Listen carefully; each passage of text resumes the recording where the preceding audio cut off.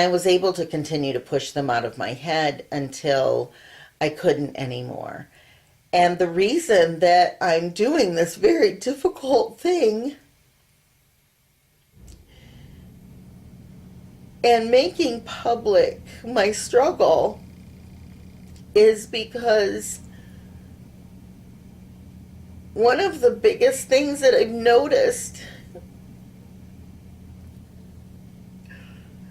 is that for some reason people think there's a stigma on mental health issues.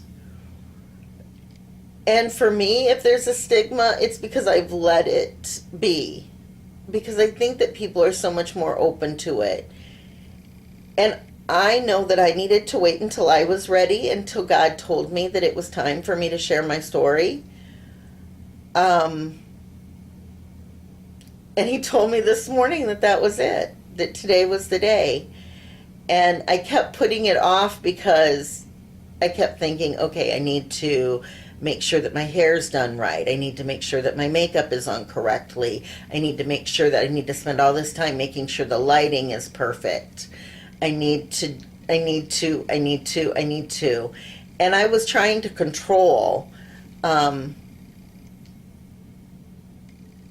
all of that situation, and I just needed to kind of give it to God and say, okay, whenever you're ready for me to share this, that's when I'm going to do it.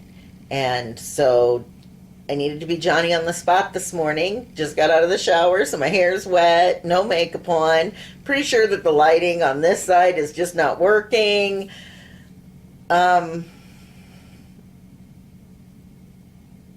But yeah, back to the tough stuff.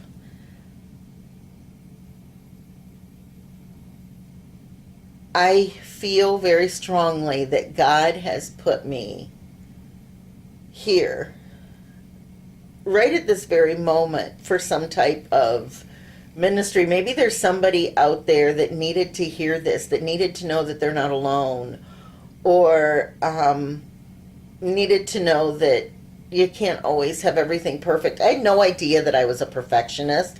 I thought perfectionists were people that swept their house 5 times a day and, dusted regularly, and that is definitely not me. So I found out that I am a perfectionist, but it's a little bit different than what I had thought that a perfectionist was. And those were all making sure that everything was right, were like those perfectionist tendencies coming out in me. And I needed to just let go and let God tell me when it was time and do it when he said. And I'm not giving up on the ministry. This is a little bit of a ministry, I feel. And I don't know where God's going to leave me, but I think that he needed to cleanse me and get me ready for whatever is to come. And one last little thing that I'm going to share with you real quick is when I was in the hospital in Toledo.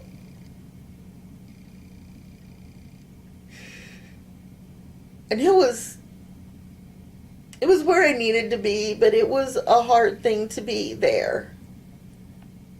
And I had gotten up early one morning and no one else was really up. And I took my Bible out into the common room and I just sat down and started looking through it. And a card fell out of my Bible. And it was from a Bible study that I had taken, I believe it was last year at Lent,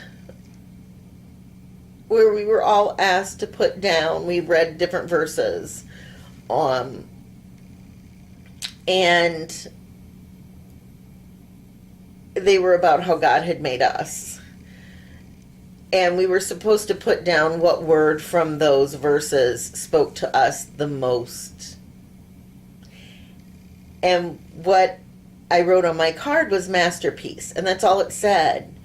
And when I opened it, that was a moment that I needed to see that. And God just works in such amazing, wonderful ways. And I think that that's what this journey has been for me, and what this journey is going to continue to be for me. And that is that I need to deal with me. I need to deal with these things that have happened to me. And I need to start forgiving myself for not being perfect. I need to be able to, I need a tissue. I need to be able to not wear the face and the mask all the time like I was doing. And I think that that's what God needs me to do. He needs me to just be real. And I think that eventually He's going to show me where this is going, because I'm sure it's going somewhere. God doesn't do anything for no reason. And I definitely think that He's with me on this journey, and I'm not going to say it's easy. I continue every day to have those feelings of inadequacy, of I'm just not enough, whether it's enough of a mom, enough of a wife, enough of a Christian, enough of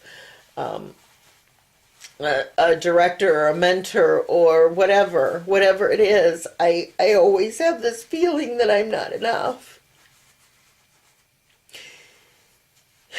But God says I'm enough.